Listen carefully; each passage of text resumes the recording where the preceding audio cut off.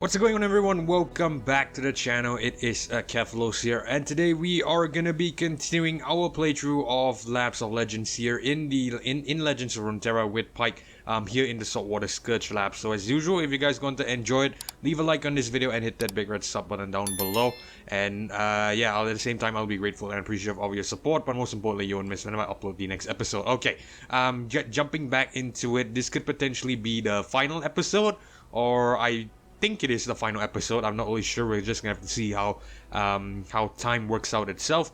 But yeah, why I say potentially the final episode, because we are very close to the end. I believe we have just one more node before eventually fighting the Gangplank. So I'm gonna go ahead and take on the next battle here against the Trifarian Glory Seeker.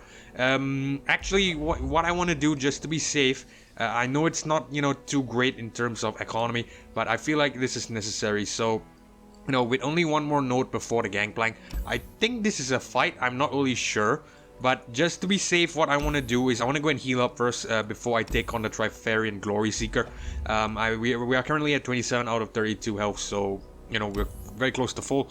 But ideally, I want to make sure that we have maximum health heading into this one. Might not be necessary, but, you know, better safe than sorry. That's what I believe in. So, yeah, let's go ahead and deal with the Trifarian Glory Seeker. Militant March and Epic Power. When an ally strikes for 5+ damage, granted +2/+2 and a random keyword. So, provided it strikes, that means, yeah, we can control it to some degree. I think it should be fine. So I'm just gonna go ahead and attack it real quick. If we can start off the battle, of course. There we go.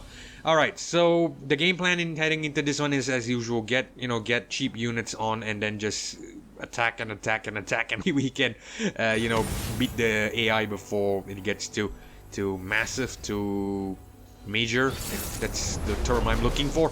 But yeah, I think you get the idea of what we going to go for here. So we get all our champions in our hand: Teemo, Elise, Senna, and Pyke. What I want to do is I want to keep the Senna, I want to keep the Pyke. That is because I don't think we will be using them early on. Let's grab the Teemo and Elise though, because they are very good for this particular start early game essentially.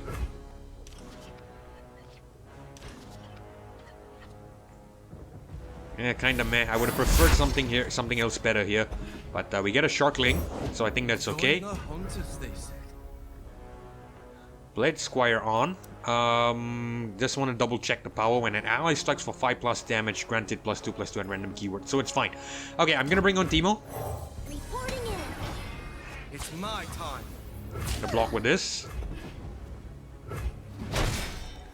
Cool.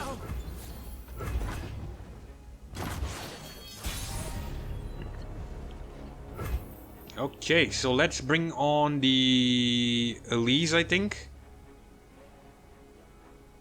No, Corsair, because we want to trigger the the evolution and the raiding party. So yeah, the Elise is basically just if we need something to block. I have to remember that in this particular deck, Elise is just another card. We are not focusing on leveling up the Elise. We are focusing on leveling up the Senna and the Pyke. So I have to try to ingrain that into my mind. Elise is a normal card. Senna and Pyke are my win conditions. In fact, Senna might not even be a win condition. Teemo is the win condition, but yeah, you get the point. So let's bring on the Corsair, I think, because we want to trigger the ability, the power. I never miss. Victory requires a sharp blade. It's fine. I am going to play the Sharkling as well, because the AI has no mana. And I'm gonna play everything here, hopefully entice it to... Oh right, it can't block, but it's fine. So we still deal good damage out of it. I'll probably be looking to respawn in the next turn. Hopefully we get something to respawn to the Trifarian Glory Seeker. If not, it's probably gonna take out our Teemo. But you know what? It should be fine.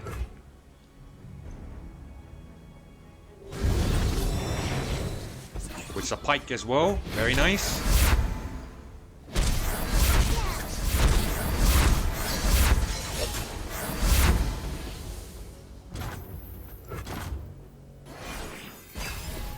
A Pyke I saw here. It's death from below. Nothing can stop me. Okay, I'm not gonna do anything first. When an ally strikes for 5+ damage, granted +2/+2 and a random keyword. Okay, so what I want to do here is I want to use the Whirling Death to take out one of these units, that's for sure. I am willing to trade one of my units. Hopefully it takes the Sharkling, though I know it will not. It will probably take something more valuable, but it should be fine. Face me. Okay, so it tries to take my Teemo. What I will do is I'll put the Sharkling here. I'm going to kill the Glory Seeker to keep the Teemo alive. I am willing to give it my Sharkling. That's probably gonna give +2/+2 to the Reckless Trifarian, but it should be fine.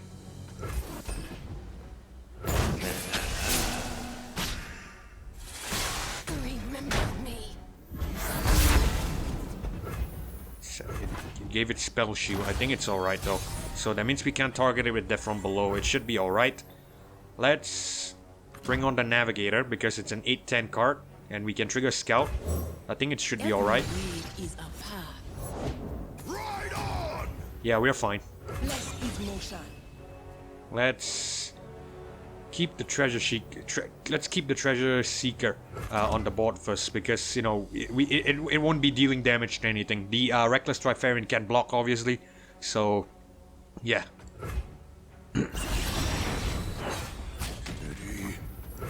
Alright.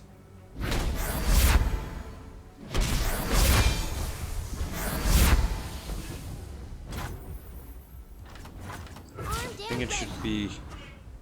Ooh. I didn't realize that. Right. Okay. It should be alright though, I think. Yeah, it should be fine. Okay, so I didn't realize that I forgot that strike is, you know, strike also counts when when a unit blocks something. I really should have thought of that. But you know, regardless, it would have taken damage as well because we have the Empress Die here, which summons a attacking Sand Soldier. So yeah, kinda redundant. I guess this wasn't the best power. We grabbed the Empress Die power in the previous episode, if you recall. I should have thought about that before selecting it, but I think it's fine. We should be alright. We can beat this. We just have to play smart heading into the next game. Get ready, girl.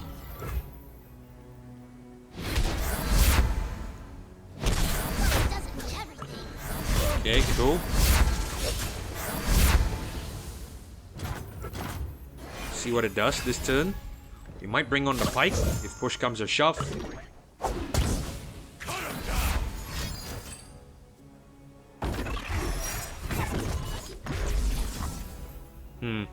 Okay, so we have to sacrifice something here. I am gonna sacrifice the Treasure Seeker because I don't think it's gonna be useful. We can't play the Pyke spell because it has Spell Shield, so it's not gonna do anything.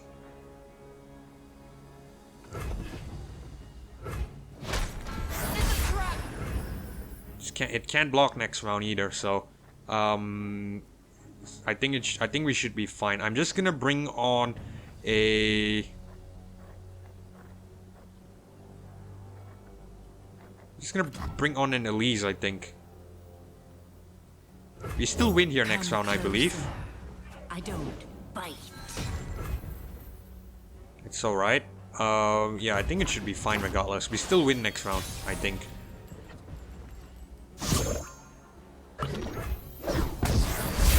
Play the Scout first. See what it does. Oh, it doesn't want to block, so we win. Cool. Very cool. We did it together. Very cool, very cool. Okay, I thought the AI would have blocked there, but apparently it did not. Not sure why. Usually it should, but I think, you know, maybe poor programming or something. I'm not really sure. Okay, anyway, we are done with this level. I think we level up. I'm not really sure. I'll have to double check again. But let's see what we grab here. Scuttle Guys, Event Horizon, African Bringer of Ruin. Not too great, I think. Scuttle Guys, reduce my cost by 1 for each ally that died this game. Oh, okay, this could be good. Yeah, because why I say this could be good, that's because we have a guaranteed ephemeral each round. Each round we attack at least. And yeah, the ephemeral comes in the form of the Empress Seat of Power here. What? The Empress Die power, I would say. So yeah, I believe when we summon a when we summon a unit to attack, it summons a Sand Soldier, and a Sand Soldier has ephemeral. So essentially, what that means is that we are guaranteed at least one death per round. So we can essentially accelerate the Scuttle cost. So hopefully we could get it early. I'm not really sure. But I want to take a look at everything else first before we make a decision. So Event Horizon, stun an enemy, then stun all enemies with 2 or less power. -1 cost. I believe this was something that was offered to us earlier. We didn't even take it. So I'm not going to go for it because it's essentially the same thing. Attack Bringer of Ruin with Overwhelm Attack. Increase my power by the total power of all allies. So this is a very, very good card, but the problem is it's a 10 cost. There is no, there is no drop. We have a spell shield here as well that negates damage from spells on it. But, this could be very good because when we have the evolution and raiding party power, it's going to +1 to everything. If we can build a unit up super high, say maybe to, I don't know, maybe to example, because we had a Senna that went to, I think it was 14 power. If we could get the same thing here, we could essentially be looking at a 1912 Atakan, I think. I'm not really sure about the math around there, but I think you get the idea of how the card works in general. But again, it's a 10 cost, probably won't see play too fast, and at the same time, kind of meh, I think. So I think out of all of this, the best one for me would probably be the Scuttle guys, because it also has a Ninja Tabi power elusive, and the text is obviously beneficial. Reduce my cost by 1 for each ally that died this game. So I think I'm gonna go for this one. And we're at 510 out of 540. We do not level up. Oh my god. Ideally, I really don't want to fight this one, the Legion Marauder, but man, I feel like I'm being pressured into doing so, because this is a very, very terrible fight if you don't win this one early. I hate it. I really, really do. Do we gamble here though? That is the question. Because getting an additional power at level 8 could really help us beat the Gangplank. That is for certain, because now we have 3. A 4th one would really, really help us out a lot. But I know I'm really not too keen on fighting the Legion Marauder. I really don't want to go into this fight with Gangplank, weaker, however. So, I think we'll go for it. We will fight the Legion Marauder, but you just give me some time. Let me just let me just pick up the glowing chest first and check out the shop before I make my decision. But just to let you know, I'm more than inclined towards fighting it, just for the sake of the video as well. So let's go ahead and check out this glowing chest here first. Elixir Sorcery with the toss. I'm not interested in that at all, not even going to read it. Yordles and Arms give allies +2/+2 this round if you summon or cast cards from 4+ regions. I'm not going to read it as well because I don't really have that much Yordles aside from Teemo. Ruination, kill all units when you cast. My face cam is probably blocking this out, but yeah, the power is when you cast a spell, reduce my cost by 1. This could be good for the Legion Marauder, but I really don't know if we will get to play it. Let's check out the glittering chest. I want to see what this is here. This is probably gold. Let's check out the shop here.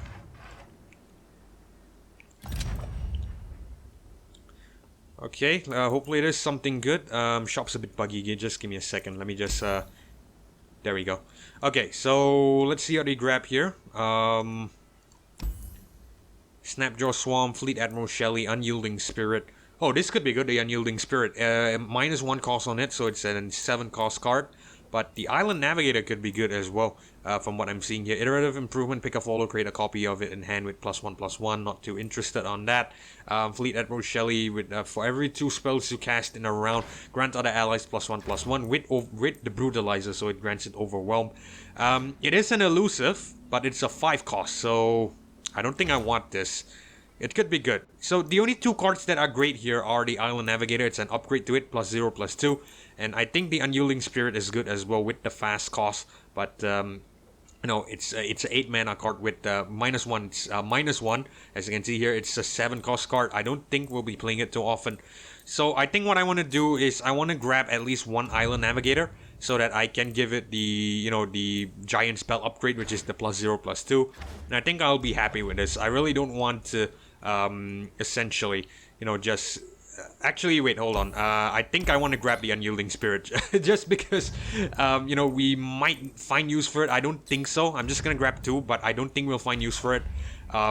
It could be bad when you overload your deck with too many cards, but I think it should be all right. So I really don't know. Do we face the Legion Marauder here? Because it's a very scary one. Let me just read to you the power. Here they come. When you summon a Legion Marauder, create a Legion Marauder in your deck. Game start, add a Legion Marauder in hand. It costs 1. So it's a 1-cost Legion Marauder right off the bat. This is a very, very scary one because essentially the AI summons a lot of Legion Marauders. It goes ham with it. If you can't deal with it, you are toast. I am really scared for this one, but I think we're just gonna bypass it. I really don't want to take a risk here. I am super scared of this Legion Marauder. Legion Marauder. What do you call this? The Legion Marauder level. The Gangplank level hopefully is much easier, but at the same time, I am afraid that we might not have enough to beat it. So we're already 16 minutes into this episode though, and I don't think we might have enough time for this the Legion Marauder one. So I think what I want to do is I'll probably cut the video here. I really have to think about this. What do we do here? Because this is pretty much this is actually much more scarier than facing the Swain, in my opinion, because this one really gave me a lot of trouble, so I really don't know. But anyway, like I said, we are running out of time, and I don't want to bore you with too much jibber jabber. What I'm gonna do is I'm gonna cut the video here. I'm gonna end the video here. I'll think about it, weigh my options on whether do we do the Legion Marauder or do we just jump straight to the Gangplank. But whatever it is, you can rest assured that we will complete this lap one way or another, with a victory or loss in the next episode. So as usual, if you guys enjoyed this episode of Legends of Runeterra, the Lapse of Legends in Legends of Runeterra, I should say, with Pyke, you know what to do. Leave a like on this video and hit that big red sub button down below. I'll be grateful and appreciative of your support, but most importantly, you won't miss whenever I upload the next episode here on my channel. This is the Keflo signing off, and hope to catch you guys in the next one. Peace.